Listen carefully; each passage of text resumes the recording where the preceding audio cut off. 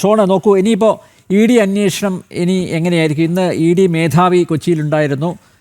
അവിടെ യോഗം ചേർന്നു. അന്വേഷണം ഊർജിതമായി മുന്നോട്ട് കൊണ്ടുപോകാൻ നിർദ്ദേശിച്ചിട്ടുണ്ട്. ഇ ഡി അന്വേഷണം എങ്ങനെയായിരിക്കും? മാത്രമല്ല, വേറെ ഏതോ ഒരു വിഷയത്തിൽ ഹൈക്കോടതിയെ ഷോണ് സമീപിച്ചിട്ടുണ്ട് എന്നും ഞാൻ മനസ്സിലാക്കുന്നു. കാരണം ഇ ഡി അന്വേഷണം കൊണ്ട് ഇത് അവസാനിക്കില്ല.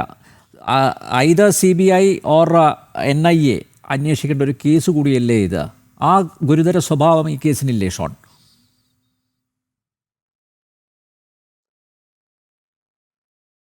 അല്ല, ഇത് പിണറായി വിജയനെ കൊണ്ട് മാത്രം അവസാനിക്കാൻ കഴിയുന്ന കാര്യമല്ല. നമ്മൾ അതിനകത്ത് പേരെഴുതി വെച്ചിട്ടുള്ള നിരവധി പേരുകൾ നമ്മൾ കണ്ടിട്ടുണ്ട്. അതിന് ഏത് പാർട്ടിക്കാട്ടെ, ഇപ്പോൾ ഏതെങ്കിലും രാഷ്ട്രീയ പാർട്ടിയുടെ നേതാക്കന്മാരോ അല്ലെങ്കിൽ പ്രവർത്തകരോ അവരാരെങ്കിലും പോയി ഏതെങ്കിലും അവർ പോയിട്ട് 10,000-50,000 രൂപ പാർട്ടി പരിപാടിക്ക് മേടിച്ചാൽ നമുക്ക് സംബന്ധിക്കുന്ന പ്രശ്നമല്ല. പക്ഷേ കോടിക്കണക്കിന് രൂപ കൈപ്പറ്റിയവരുണ്ട് എന്നാണ് ഞാൻ വിശ്വസിക്കുന്നത്. കോടി രൂപയിൽ കൂടുതൽ കൈപ്പറ്റിയ ആളുകളുണ്ട്.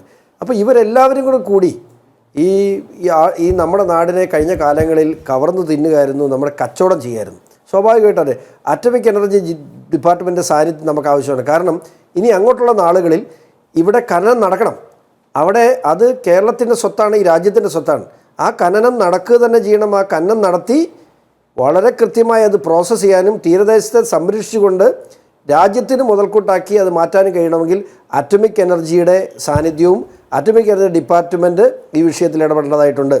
2, ഇവിടെ മറ്റ് രാഷ്ട്രീയ നേതാക്കൾ ഇതിനൊത്താശ ചെയ്ത് കൊടുത്തിട്ടുണ്ടോ? അതിൽ CBIയുടെ എൻക്വയറി ആവശ്യമുണ്ട്. 3, വീണ ഈ കാശ് മേടിച്ചുകൊണ്ട് പോയാൽ മാത്രം പോരല്ലോ. ഞാനും സംസ്ഥാന സർക്കാരുമൊക്കെ ഈ CMRL കമ്പനിയുടെ ഓഹരി ഉടമകളാണ്. ഞങ്ങൾക്ക് കിട്ടേണ്ട പണം, അല്ലെങ്കിൽ ഈ നാടിന് സംസ്ഥാനത്തിൻ്റെ ഓരോ ജനങ്ങൾക്ക് കിട്ടേണ്ട പണമാണ് മുൻ മുഖ്യമന്ത്രിയുടെ മകൾ അടിച്ചുകൊണ്ട് പോയിട്ടുള്ളത്.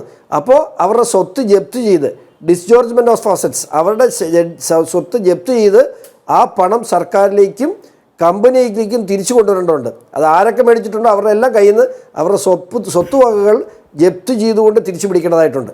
അത്തരം കാര്യങ്ങൾ അതിപ്പം CBIയുടെ എൻക്വയറി ആവശ്യമുണ്ട്, അറ്റോമിക് എനർജി ഡിപ്പാർട്ട്മെൻറ്റ് ആവശ്യമുണ്ട്.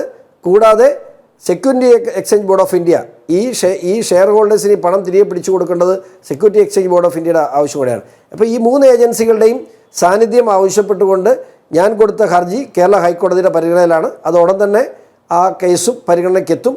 അതുകൂടെ വന്നാൽ മാത്രമേ ഈ കേസ് പൂർണ്ണമാകൂ എന്നാണ് എൻ്റെ വിശ്വാസം.